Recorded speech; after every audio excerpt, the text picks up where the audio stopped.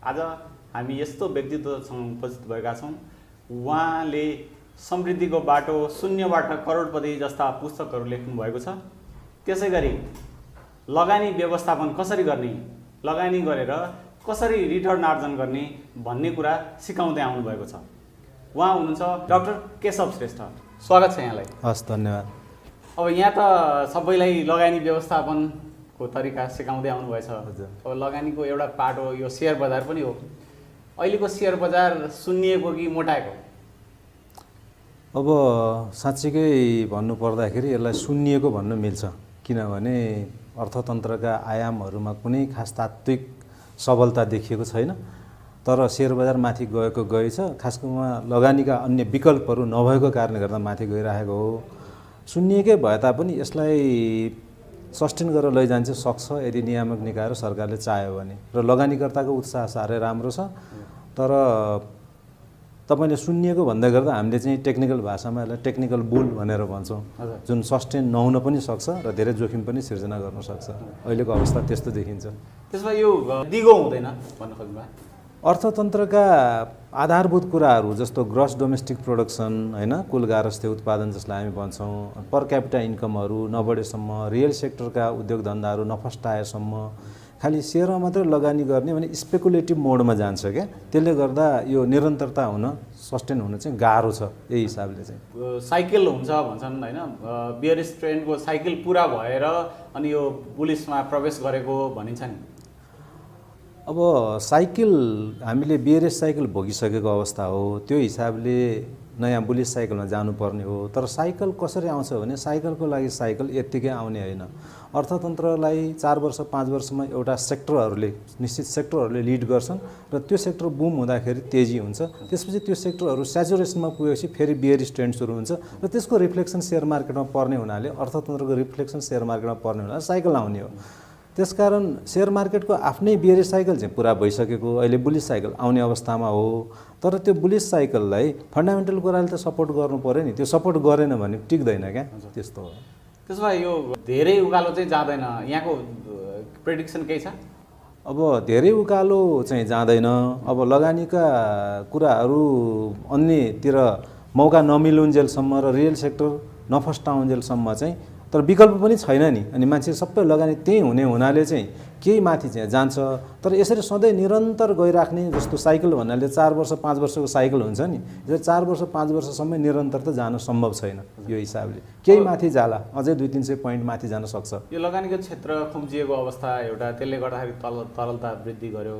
अब तरलता बढी भएपछि अब ब्याज दर घट्ने स्वाभाविकै हो। त्यो आधारले लगानी चाहिँ धेरै सेयर बजारतिर मोडियो। अब यो क्रमशः अब लगानीको अलिकति यो सङ्कुचन पनि अलिक बिस्तार हुँदैछ क्रमशः। अब त्यो अवस्थामा ब्याज दर पनि बढ्ने लक्षण देखिएको छ। त्यसले बजारलाई के असर गर्ला? असर गरिहाल्छ नि, किनकि ब्याज र सेयर मार्केटको रिभर्स रिलेसनसिप हुन्छ। अहिले अब न्युजहरू आउन थालिसक्यो, तरलता चाहिँ अब सङ्कुचन हुँदैछ होइन, एकदम लिक्विडिटी क्राइसिस चाहिँ भइसकेको छैन। तर अब आयात निर्यातहरू बढ्न थाल्यो, उद्योग धन्दाहरू खुल्न थाले, न्यू नर्मलमा व्यवसायहरू जान थाले भनेपछि अब क्रमशः लगानीयोग्य रकम चाहिँ स्पिडमा घटिराखेको छ भन्ने छ।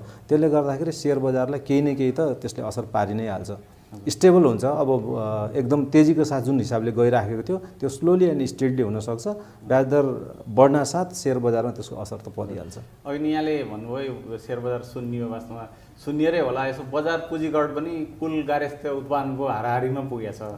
यत्रो हुनु चाहिँ के कस्तो लक्षण हो? अब कुल गार्हस्थ्य उत्पादनसम्म पुग्नु अहिलेको लागि हाम्रो लागि चाहिँ नयाँ हाइट भयो। तर वास्तवमा कुल गार्हस्थ्य उत्पादन स्टेबल हुन्छ, त्यति एकदम अर्थतन्त्र चलायमान भइराख्दा सेयर मार्केट जस्तो वात्तै बढ्ने वात्तै घट्ने हुँदैन। तर सेयर मार्केटमा चाहिँ बेलुनिङ भएको हुन्छ होइन, पुँजीकरण बढेर बेलुनिङ भएको अवस्थामा चाहिँ त्यो तुरुन्तै घट्न पनि सक्छ। तर साँच्चीकै अर्थतन्त्र सबल भएर माथि जाने हो भने बजार पुँजीकरण चाहिँ डोमेस्टिक यो जिडिपी भन्दा अझ माथि हुनुपर्छ, धेरै माथि हुनुपर्छ। जस्तो भारतको हिसाबले हेर्नुहोस् त 50,000मा सेन्सेक्स पुग्दाखेरि उनीहरूको जिडिपी भन्दा पनि माथि छ हैन। नेपालमा त्यो अवस्था हुनुपर्छ। तर कस्तो भने स्पेकुलेटिभ मोडबाट भयो भने टिक्दैन, रियल हिसाबले भयो भने चाहिँ त्यो टिक्छ र हुनुपर्छ। बजार पुँजीकरण माथि भएको राम्रो हो, तर अन्त कतै पनि लगानी गर्ने मौका नभएर त्यसैलाई उल्टाइ पल्टाइ गरी महँगो किन्दै किन्दै क्यापिटलाइजेसन बढेको चाहिँ राम्रो होइन फेरि। त्यस्तो जस्तो बजार चाहिँ अहिले सबै ओरिएर सेयर बजार भनेर त्यतै लगानीतिर लागेको देखिन्छ। के सेयर बजारमा लगानी गर्नु सबैले कमाउँछन्? यस्तो यो बहुत एकदमै महत्त्वपूर्ण प्रश्न सोध्नुभयो। सेयर बजारमा लगानी गर्नेले सबैले कमाउन सक्छन् यदि उनीहरू 3टा प्रिन्सिपलमा आधारित भएर गऱ्यो भने। केडिसी प्रिन्सिपल भन्छौँ हामी, नलेज, डिसिप्लिन र क्यापिटल म्यानेजमेन्ट। अब यत्तिकै अन्धाधुन्दाको भरमा आउने, नटिक्ने, 2 महिनापछि हराउने, अहिले देखासेखामा आउने, 6 महिना 1 वर्षमा हराउने भने कमाउँदैनन्, गुमाउने नै बढी हुन्छ। तर दीर्घकालीन हिसाबमा र डिसिप्लिन भएर लगानी गर्ने हो भने सेयर बजार भने यस्तो ठाउँ हो जो दीर्घकालमा यसले अधिकांशलाई कमाउने नै अवसर दिन्छ। तर आजै आइहाल्ने, अब भोलि नै म घरखेत जोड्छु भनेर आउने मान्छेले चाहिँ गुमाउने सम्भावना बढी हुन्छ। यो त जिरो सम गेम न हो, कसैले कमाइरहेको छ कसैले गुमाइरहेको छ होइन। त्यसरी आउनेलाई चाहिँ फेरि धेरैले गुमाउने थोरैले कमाउने हुन्छ फेरि त्यस्तो अवस्थामा चाहिँ। अब यो सेयर बजारमा नयाँ प्रवेश गर्नेहरूले चाहिँ के कुरामा ध्यान दिनु पर्ला? सबभन्दा पहिला त अब सेयर बजारमा प्रवेश गर्ने कुनै फर्मल योग्यताहरू हुँदैन, हामी सबैलाई थाहा छ। तर प्रवेश गर्नुभन्दा अगाडि आत्तिएर फलाना गइसक्यो, मेरो गाडी छुटिसक्यो भन्ने जस्तो हिसाबले होइन कि कम्तीमा पनि 1-2वटा किताबहरू पढेर बजारमा नेपालीमै एकदम सरल भाषामा लेखिएका सेयर के हो के होइन आधारभूत कुराहरू बुझेर र सकिन्छ भने एउटा तालिमसम्म लिएर पस्दाखेरि चाहिँ एकदम यो आत्तिनी त्यो कुराहरू बिस्तारै अलिकति सिजन्ड इन्भेस्टर हुनलाई सजिलो हुन्छ। त्यति गरेर चाहिँ पस्नुपर्छ, के पनि नबुझिकन पस्नु हुँदैन। अहिले त्यस्तो केही पनि नबुझ्ने पस्ने लगानीकर्ताको सङ्ख्या चाहिँ धेरै देखियो। बजारमा भनौँ न लगानीका औजारहरू धेरै छन्। हजुर, यो नयाँ प्रवेशीहरूलाई चाहिँ कुन औजार चाहिँ उपयुक्त हो? सुरुमा अब सेयर बजारमा प्रवेश गरिसकेपछि त सेयर बजार नै एउटा औजार भयो, त्यसैमा काम गर्छु भनेर आएको भयो। लगानीको मात्रै कुरा गर्दा चाहिँ अन्य औजारहरू पनि छन्। तर सेयर बजारमा पसिसकेपछि नवप्रवेशीहरूले आइपिओबाट सुरु गर्नुपर्छ। आइपिओबाट सुरु गर्ने र अलिकति बढी पैसा छ भने अलिकति स्टेबल भएर अक्सन मार्केटमा पनि जान सक्छन्, जुन रिलेटिभली अलिकति कम जोखिम मानिन्छ र बढी फाइदाको क्षेत्र पनि मानिन्छ। अनि दोस्रो बजारमा त कारोबारको लागि प्रवेश गर्नै पर्यो। तर एकैचोटि धेरै पैसा राखेर आफूसँग भएको सञ्चित सबै सकाएर गर्ने होइन, थोरै बिस्तारै लिँदै सिक्दै अध्ययन गर्दै लिँदै सिक्दै अध्ययन गर्दै गरेर गरियो भने चाहिँ उनीहरूले कमाउने सम्भावना बढी हुन्छ। तर सबभन्दा पूर्व शर्त भनेको चाहिँ सेयर बजारमा पस्नुहोस्, आइपिओहरू हेर्नुहोस्। अनि आइपिओहरूबाट पनि अब सधैँ त आइपिओ खुल्दैन फेरि होइन, आइपिओ मात्रै गर्ने भन्ने कुरा हुँदैन। दोस्रो बजारमा पस्दाखेरि चाहिँ भ्यालु इन्भेस्टमेन्टको हिसाबले पस्नुहोस्। भ्यालुड सेयरहरू अहिले पनि हिडन जेम सेयरहरू टन्नै छन्, यति मार्केट तेजी भएको छ नि। तर सस्तोमा एकदम भ्यालुड सेयरहरू धेरै छन्। मैले ट्रेनिङको दौरानमा सबै क्यालकुलेसन गरेर देखाउँछु, कम्तीमा पनि 25वटा कम्पनीहरू अन्डर भ्यालुड छन्। त्यस्तोलाई चिनेर लिन सक्यो भने चाहिँ फेरि धेरै डिफेन्सिभ सेयरहरू लिनु पऱ्यो कि। यो जम्पिङ ज्याक टाइपका सेयरहरू भन्दा पनि डिफेन्सिभ सेयरहरू लियो भने नयाँ प्रवेशीहरूलाई जोखिम पनि कम हुन्छ, कमाउने सम्भावना पनि बढ्छ। मैले औजार भन्न खोजेँ चाहिँ जस्तो इक्विटी, बन्ड, डिभेन्चरहरू होइन, यो म्युचुअल फन्डहरू मध्ये चाहिँ कुन बढी उपयुक्त होला? त्यो भन्नुभएको हो भने चाहिँ अब डिभेन्चर भनेको त हेर्नुहोस् खासमा बैंकमा पैसा राखेको जस्तै हो, त्यो ब्याजको हिसाबले हुने हो। खालि फरक के हो भने लिस्टिङ भएको हुन्छ नेप्सेमा, त्यसकारण पैसा चाहिएको बेला निकाल्न किनबेच गर्न सकिन्छ, त्यति हो। त्यसमा त खालि ब्याजैको कुरा हो। त्यो ब्याजै चाहिने हो भने डिपोजिटमा लगेर राख्दा पनि भयो। तर म्युचुअल फन्ड चाहिँ डेफिनेटली यस, आइपिओ पछि चाहिँ यदि अलिकति व्यवस्थित र अलिकति कम जोखिम लिएर गर्ने हो भने त्यसपछि म्युचुअल फन्ड, त्यसपछि मात्र दोस्रो बजार। डिभेन्चरहरू लिन सकिन्छ, नसकिने होइन। तर अब 8% 10% जति ब्याज छ त्यतिमा मेरो कमाइ स्टिक हुन्छ, म त्यहाँभन्दा माथि पनि जान सक्दिनँ, त्यहाँभन्दा तल जोखिम पनि छैन भन्ने हिसाबले चाहिँ ठिक छ। अब बैंकले 2% 3% दिइराखेको ठाउँमा 8% 10% पनि त राम्रो हो नि होइन, त्यो नराम्रो होइन। त्यसकारण डिभेन्चर, बोन्ड चाहिँ सरकारी अब म्युनिसिपलहरूले गर्ने कुराहरू भयो। बोन्डमा भन्दा पनि डिभेन्चर, त्यसपछि डिभेन्चर, म्युचुअल फन्ड चाहिँ जोखिम कम, लगानी ठिक, रिटर्न ठिकै भएको हिसाबले मानिन्छ। नयाँ प्रवेशीहरूलाई त्यो पनि राम्रो इन्स्ट्रुमेन्ट हो। हजुर, यो सेयर किन्नु अगाडि कम्पनी चाहिँ कसरी छनौट गर्ने? कम्पनी छनौट गर्नलाई एकदमै सामान्य रेसियोहरू हामीले एनालाइसिस गर्न जान्ने हुनुपर्छ। फेरि रेसियो भन्ने बित्तिकै फाइनेन्सको मान्छेले मात्रै भन्ने होला त्यस्तो होइन। एकदमै सामान्य लेखपढ गरेका मान्छेले पनि 2-4वटा ratio, price earning ratio, earning per share, net worth अनि बुक प्राइस रेसियो, यति 2-4वटा रेसियो जाने भने चाहिँ अन्डर भ्यालुड कुन छ लङ टर्मको लागि है। अब सर्ट टर्म कारोबारीको लागि होइन, लङ टर्म अलिकति 1 वर्ष 2 वर्ष 3 वर्षको लागि चाहिँ एकदमै सजिलो छ। त्यति जानेर गर्न सकियो भनेदेखि चाहिँ हामीले खास गरी मल्टिब्यागर रेसियो भन्छौँ। मल्टिब्यागर रेसियो एउटा मात्रै हेरेर गर्न सक्यो भने 80% तपाईँको लगानी सेक्योर्ड हुन्छ। त्यो धेरै गाह्रो छैन, तर समस्या के हो भने पढ्नै नचाहने, बुझ्नै नचाहने, देखासिकामा मात्रै गर्ने टेन्डेन्सी बढी भयो। हजुर त्यस्तो। पछिल्लो समय यो हल्लाको भरमा चाहिँ लगानी गर्ने प्रवृत्ति अब बढ्दो छ, यसले जोखिम चाहिँ कतिको बढाउँछ? धेरै जोखिम बढाउँछ नि। जस्तो अब अहिले जसको रियल भ्यालु हामी ग्राम्स नम्बर भनेर भन्छौँ, अब बेन्जामिन ग्राम्सले दिनुभएको एउटा फर्मुला जसले चाहिँ यसको भ्यालु 300 रुपियाँ हो भयो भने ठिक हुन्छ भनेर इन्डिकेट गरिराखेको सेयर भ्यालु 3000 पुगिरहेको देखिन्छ। अब त्यो भनेको त लहलहैमा लाग्दा बुलमा चाहिँ कस्तो भने जताततै हरियो देखिन्छ, जे किने पनि बढ्छ। अनि मान्छेहरूलाई यो त साह्रै सजिलो रहेछ सेयर बजार त, जे किने पनि बढ्छ, बुलमा जे किने पनि बढ्छ भन्छन्। तर त्यस्तो होइन। जब बियरिश साइकल सुरु हुन्छ त्यसपछि चाहिँ धेरै मान्छेहरू प्यानिकमा आउने, आत्तिने होइन, अनि सत्तो सराप गर्ने सुरु हुन्छ। त्यो चाहिँ राम्रो होइन। अनि त्यो कस्तो हो भने आफू नबुझेर प्रवेश गर्ने अनि बजारलाई दोष दिने, अरूलाई दोष दिने, त्यो टेन्डेन्सी देखिन्छ। त्यो चाहिँ अलिक घट्नुपर्छ। लगानीकर्ता प्रवेश हुनु साह्रै राम्रो कुरा हो। हामी 25-30 लाख पुगिसक्यौँ होइन, तर अलिकति नलेजेबल इन्भेस्टरहरूको सङ्ख्या बढी भयो भने मार्केटमा डिसेन्सी आउँथ्यो। यो पछिल्लो समयमा आइपिओमा लगानी गर्नेहरू धेरै भए। हजुर। जस्तो पछिल्लो उदाहरण हेर्ने भने निफ्रामा 15 लाख प्लसले आवेदन गरे र अधिकांशले पाए। अब यसलाई चाहिँ यो सेयर बजारमा कस्तो सङ्केतको रूपमा लिने? अब आइपिओ भनेकोमा लगानीकर्ता आउनु भनेको पनि सेयर मार्केटमा पैसा छ, कमाउन सकिन्छ भनेर आउनु हो। अनि आइपिओ भनेको सेयर मार्केटमा सबसे कम जोखिम भएको क्षेत्र पनि हो। त्यसकारण यो 25 लाख 30 लाख होइन, 3 करोडै नेपाली आउनुपर्छ। त्यो चाहिँ हो। किनकि सेयर मार्केट भनेको लङ टर्मको लागि आइपिओमा लगानी गरेर तपाईँले 10 वर्ष 15 वर्ष गरेर राख्नुहुन्छ भने तपाईँलाई ढुक्क भएर तपाईँको एउटा वेल्थ क्रिएसन गर्ने एउटा माध्यम हो।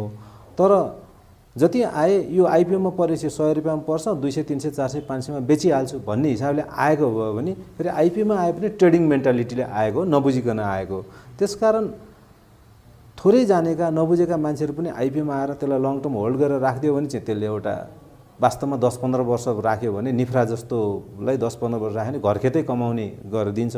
तर अब आएको 2 महिनामा 500 पुग्यो, म बेचिहाल्छु भन्यो भने त त्यो पैसा त सिद्धिन्छ। जब पैसालाई फ्लोइङ ब्याक हुन सक्दैन, कम्पाउन्डिङ हुँदैन, त्यसले कमाएर दिन सक्दैन। त्यो त फन्डामेन्टल प्रिन्सिपल हो मनी म्यानेजमेन्टको, जुन सेयर मार्केटमा पनि लागु हुन्छ कि। हजुर।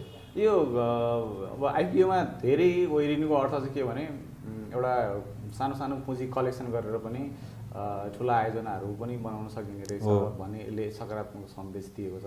तर पनि यो रियल सेक्टरका कम्पनीहरू चाहिँ अझै पनि आइपिओ निष्कासन गर्न त्यति आकर्षित हुन सकेनन् नि, यसको के कारण होला?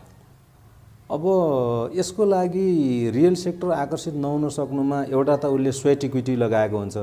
कम्पनीलाई 2 वर्ष 5 वर्ष 10 वर्ष पुर्याइसकेपछि उसको त रगत पसिनाको परेको छ नि, उसले पब्लिकलाई 100 रुपियाँमा किन दिने एउटा कुरा। त्यसमा पनि नियामक निकायले बनाएर 100 रुपियाँमा दिनु पर्दैन, प्रिमियममा दिन्छु भन्न भन्यो। तर त्यो प्रिमियम क्यालकुलेसन गर्ने जुन मोड छ नि त्यो पनि त्यति वैज्ञानिक र व्यवहारिक छैन। अब मान्छेहरूको अपेक्षा होला, जस्तो एनसेल जस्तो कम्पनी जसको अपेक्षा होला 2000 3000 4000 मिनिमम हुनुपर्छ भन्ने होला, तर प्रिमियमको मोडले गर्दाखेरि चाहिँ त्यो त्यति धेरै जान सक्दैन। अब बुक बिल्डिङ मेथड आएको छ, त्यसले अलिकति सपोर्ट गर्ला। तर नियामक निकायहरूको पनि कस्तो भयो भने रियल सेक्टरलाई हामीले प्रमोसन गर्छौँ भनेर भन्ने, तर त्यो चाहिँ ओठे कुरा मात्रै भयो कि त्यसले रियल सपोर्ट छैन। जस्तो उदाहरणलाई भन्नुपर्दा मेरो एउटा रियल सेक्टरको कम्पनी, मैले आज 4 वर्ष भयो धितोपत्र बोर्डमा आवेदन दिएर बसेको, खोइ केही पनि डिसिजन हुँदैन, छैन पनि भन्दैन, किन नदिने पनि भन्दैन होइन।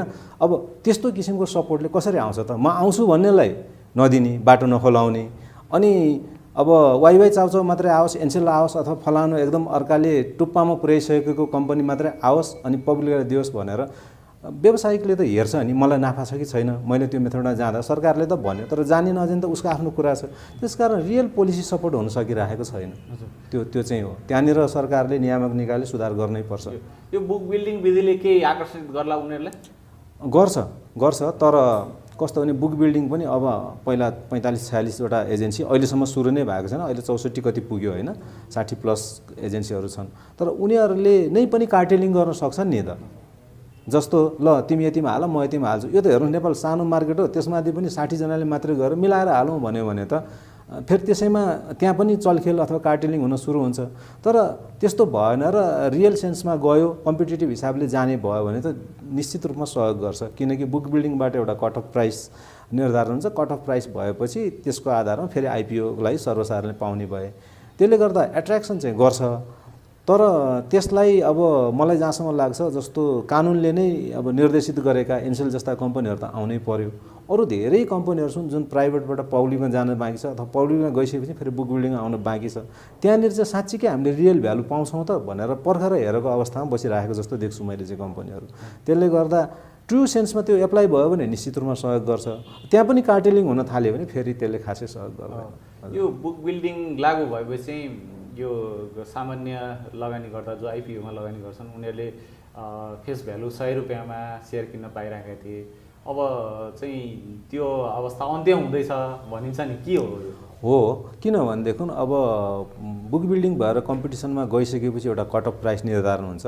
मानिलिउँ 2000 रुपियाँ कट अफ प्राइस निर्धारण भयो, तर त्योभन्दा पनि तल 10% सस्तोमा आइपिओमा पाउँछन् नि त। फेरि भनेपछि 10% त यसै सस्तोमा पाए, जुन कि ठुला संस्थागत लगानीकर्ताहरूले लिएको भन्दा सर्वसाधारणले 10% सस्तोमा पाए, त्यो यसै नै फाइदा भइहाल्यो।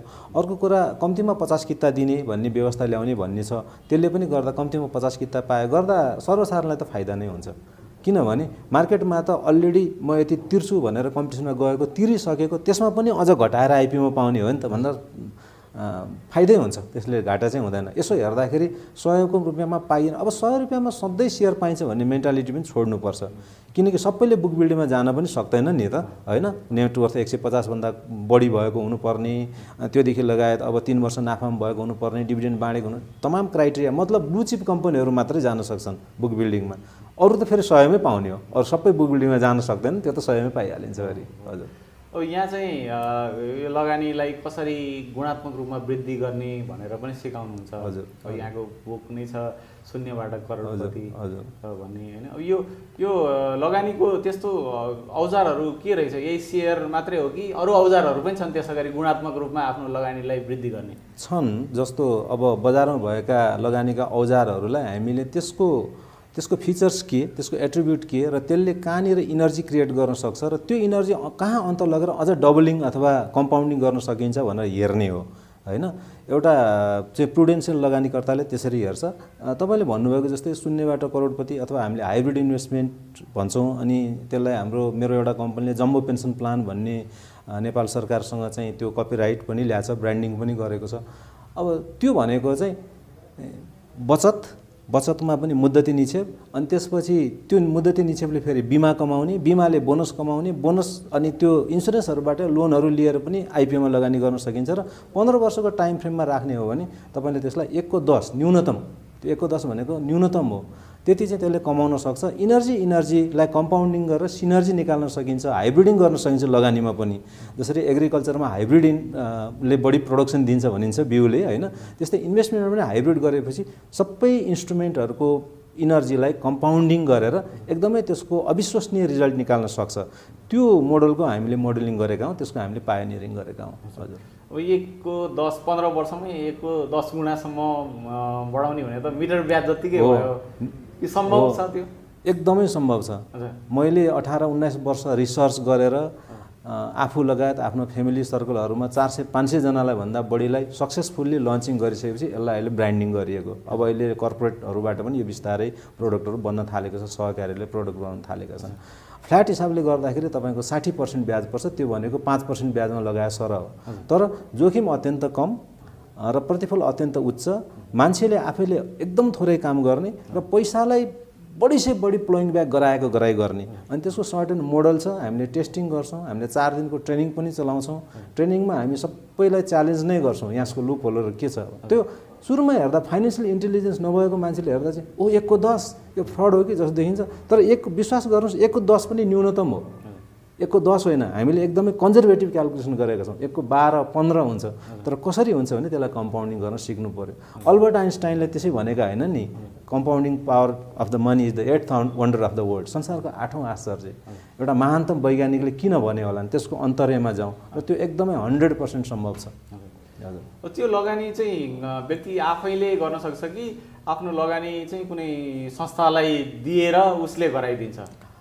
अब व्यक्ति आफैले पनि ट्रेनिङ नलेज लिएपछि गर्न सक्छ, तर फेरि पनि हामी लगानीमा केडिसी प्रिन्सिपलमा फर्क्यौँ। नलेज त चाहिहाल्यो, नलेज कसरी गर्ने उसले बुझ्नु पर्यो, अनि डिसिप्लिन पनि हुनु पर्यो।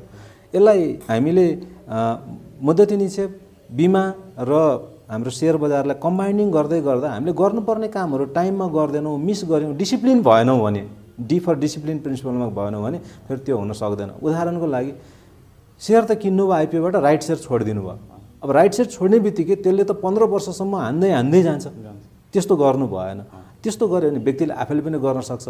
अब होइन, अब यो हामीलाई यो सक्दैन होला, अन्य प्रायोरिटीहरू छन् होला भन्ने अहिले बिस्तारै बजारमा चाहिँ संस्थाहरू पनि निस्किएका छन्, प्रोडक्टहरू जसले थोरै न्यूनतम शुल्कहरू लिएर त्यसलाई व्यवस्थापन गरिदिन्छन्, अनि संस्थागत हिसाबले आफ्नो संस्थागत एक्सपर्टिज पनि लगाउँछन्। त्यो पनि बिस्तारै व्यावसायिक वातावरण बन्दैछ, त्यो प्रोडक्ट बजारमा आइसकेको छ। यो पोर्टफोलियो म्यानेजमेन्ट गरे जस्तै गर्ने हो कि अलिक फरक छ? समग्रमा भन्दा पोर्टफोलियो म्यानेजमेन्ट नै हो, तर पोर्टफोलियो म्यानेजमेन्ट भनेर अरूको पैसा व्यक्तिगत हिसाबले लिएर अथवा संस्थागत हिसाबले लिएर गर्नको लागि चाहिँ पोर्टफोलियो म्यानेजमेन्टको लाइसेन्स लिएको हुनुपर्छ, त्यो नभइकन गर्न पाइँदैन। तर संस्थाले त्यसलाई बचतको एउटा प्रोडक्ट भनेर ल्याउन सक्छन्। त्यो भित्र कसरी गर्ने, त्यसको मेसिनरीले कसरी काम गर्छ, इन्भेस्टमेन्टको मेसिनरीले त्यो थाहा हुँदैन, र त्यसको जिम्मा चाहिँ एउटा बचतको हिसाबले ल्याएपछि चाहिँ त्यसलाई पोर्टफोलियो म्यानेजमेन्ट नबनिकन एउटा प्रोडक्टको हिसाबले ब्रान्डिङ गरेर गर्न सकिन्छ। पोर्टफोलियो म्यानेजमेन्ट नै भनेर गऱ्यो भने चाहिँ फेरि पैसा जिम्मा लिनुपर्ने अनेक कुराहरू हुन्छ होइन। त्यो भन्दा पनि यसलाई अलिकति यसको रूपलाई अलिकति फरक पारेर ल्याउन सकिन्छ, र त्यसरी नै ल्याइराखिएको छ। यो सेयर बजारमा एउटा सेयरको त एउटा औजार भयो, त्यसबाहेक अरू अल्टरनेटिभ इन्भेस्टमेन्टका अरू क्षेत्रहरू के हुन सक्छ? अब यस्तो हामीले लगानी गर्दाखेरि लगानीमा जुन एउटा भनाइ छ, don't put all your eggs into one basket होइन। सेयर मार्केट पनि एउटा लगानीको एउटा बास्केट हो। त्यो बास्केटभित्र पनि सब बास्केटहरू गर्न सकिन्छ, तर सबै भयभरको बचत अथवा चाहिँ भयभरको पैसालाई सेयर मार्केटमा ल्याएर हाल्नु हुँदैन। डेफिनेटली सेयर मार्केट भनेको टु वे रिटर्न दिने एरिया हो, किनकि यसले डिभिडेन्ड लङ टर्ममा डिभिडेन्ड पनि दिइरहेको हुन्छ, यसको क्यापिटल गेन भएर प्राइस पनि बढिरहेको हुन्छ। तर सर्टेन कुराहरू आफ्नो फ्यामिली लाइफ, आफ्नो व्यावसायिक लाइफलाई ब्यालेन्स गर्ने गरी इन्भेस्ट गर्नुपर्छ। थोरै पैसा तपाईँले पैसा छ भने जमिनमा लगानी गरेर राख्नुहोस्, थोरै पैसाको सुन किनेर राख्नुहोस् होइन। गोल्ड काइन्ड अफ करेन्सी नै हो इन्टरनेसनल्ली होइन। अनि अब त्यसपछि अब सक्नुहुन्छ केही पैसा जहिले पनि आफूलाई चाहिने 10% आफ्नो सेभिङको 10% चाहिँ लिक्विड मनी राख्नुपर्छ, फिक्स्ड डिपोजिटमा अथवा सेभिङमा राख्नुहोस् भनेर भनिन्छ होइन। त्यसकारण इन्भेस्टमेन्ट म्यानेजमेन्टमा त्यो कुराहरू सबै गरिसकेपछि सेयर चाहिँ एउटा इन्स्ट्रुमेन्ट हो, ठिक छ। तपाईँले त्यसमा 60% 70% राख्नुहोस्, तपाईँ एग्रेसिभ इन्भेस्टर हुनुहुन्छ भने, तर 100% चाहिँ नराख्नुहोस्। त्यसरी गऱ्यो भने सेयर मार्केट चाहिँ यसमा डिप्रेसनमा गएको बेलामा, सेयर मार्केट बियरिश ट्रेन्डमा गएको बेलामा म्यानेज गर्न गाह्रो हुन्छ। जहिले पनि कारोबार भनेको आफ्नो पर्सनल लाइफ, फ्यामिली लाइफलाई ब्यालेन्स हुने गरी गर्नुपर्छ। त्यसकारण इन्टरनेसनल प्रिन्सिपलले त के भन्छ भनेदेखि तपाईँसँग जति पैसा छ त्यसको 50% अरू इन्भेस्टरमा लगाउनुहोस्, 50% चाहिँ एग्रेसिभ ट्रेडर हो, तपाईँ एग्रेसिभ इन्भेस्टर हो भने सेयर मार्केटमा हाल्नुहोस् भन्छ। अनि त्यसमा अब अझ डिटेलमा पस्ने हो भने कन्ट्रीको अवस्था के छ, प्रोग्रेसिभ इकोनोमी भएको कन्ट्रीमा तपाईँ 70-80% जान सक्नुहुन्छ।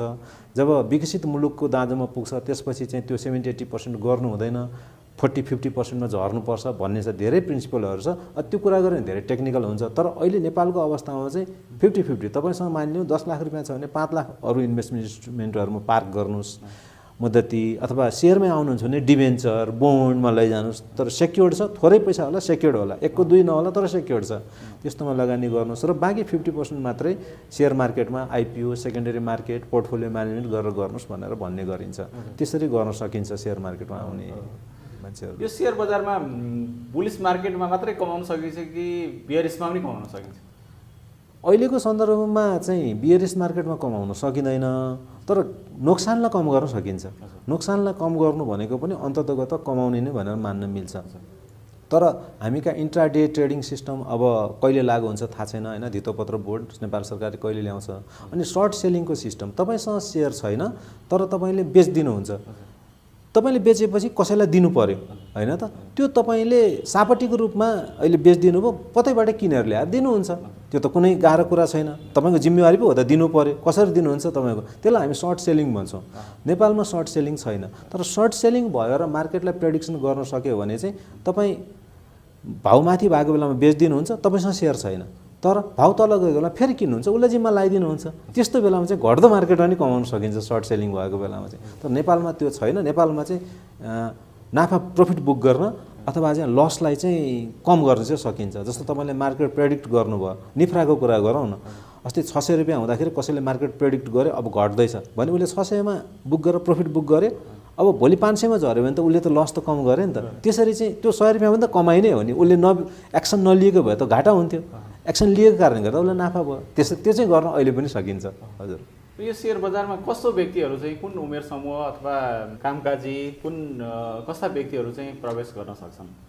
अब सेयर बजारमा सबभन्दा राम्रो त कम उमेरमा प्रवेश गर्नु राम्रो हो। वारेन बफेटले म 11 वर्षको उमेरमा प्रवेश गरेँ, म ढिलो प्रवेश गरेँ भने होइन। तर दुईवटा कुरा, एउटा एज फ्याक्टर, जसको यङ एजमा हुनुहुन्छ 18 वर्ष 20 वर्ष 22 वर्षमा हुनुहुन्छ, उनीहरूको टेम्परामेन्ट कस्तो छ, एउटा एज र एउटा टेम्परामेन्ट।